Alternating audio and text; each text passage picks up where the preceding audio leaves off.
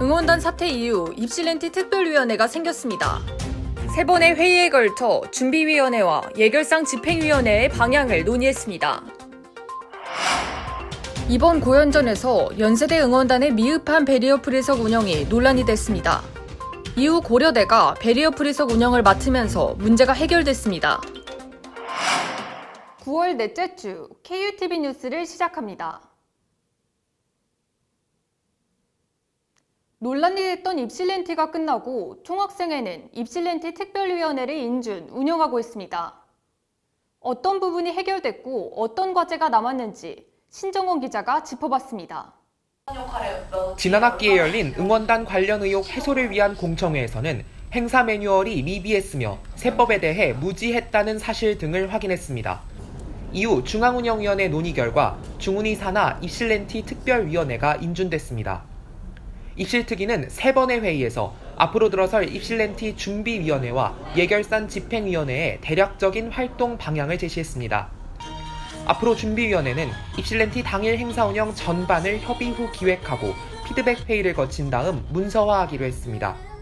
응원단과 체육국, 사회봉사단 등 각 단체들이 개별적으로 연락했던 기존의 방식에서 발생하는 혼선을 막기 위함입니다. 회의에는 각 단체 대표자가 참여하기로 했습니다. 행사 직전에는 담당 인원 모두가 모이는 자리도 마련하기로 했습니다. 이 자리에서는 타임라인 공지나 가이드라인 사전 교육 등이 이루어질 예정입니다. 또한 입실특위는 기존 응원단의 예결산이 예결특위와 중운위에서 대략적인 피드백만 거친 것을 문제로 삼았습니다. 앞으로는 예결산 집행위원회를 구성해 예결산을 검토하고 피드백을 문서화해 학우들에게 더 자세히 공개하기로 했습니다. 하지만 입실특위는 예결산 집행위원회의 구체적인 가이드라인에 대해서는 신중한 입장을 보였습니다. 위원회가 예결산에 관여하는 정도와 학우들에게 이를 공개하는 정도가 쟁점이 됐습니다.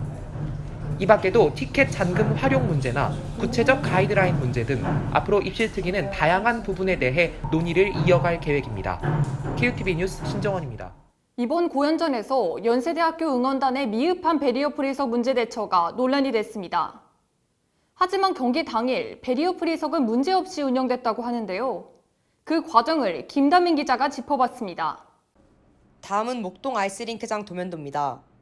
휠체어 전용석은 한 구역밖에 없으며 이마저도 경기장 한쪽에 치우쳐 있습니다.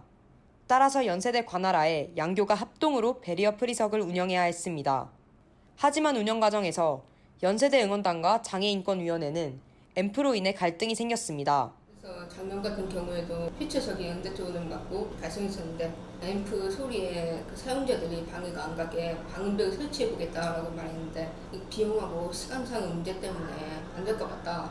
대신에 헤드셋을 껴라. 시각장애인은 이제 잘 안 보이니까 소리로 정보를 얻어야 하는데 헤드셋을 끼면은 그것이 시각장애인에 대한 기만이고 또한 배프석을 이용하는 사람들이 불편함 감소해라 항의했습니다.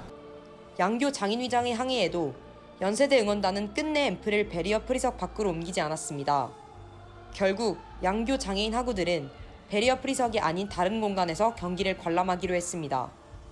이후 양교의 자리 배치가 바뀌면서 고려대가 베리어 프리석을 관할하게 됐습니다.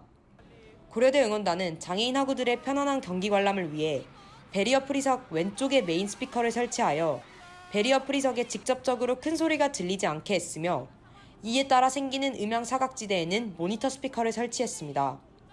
KUTV 뉴스 김다민입니다. 이것으로 9월 넷째 주 KUTV 뉴스를 마칩니다. 시청해주신 학생 여러분 고맙습니다.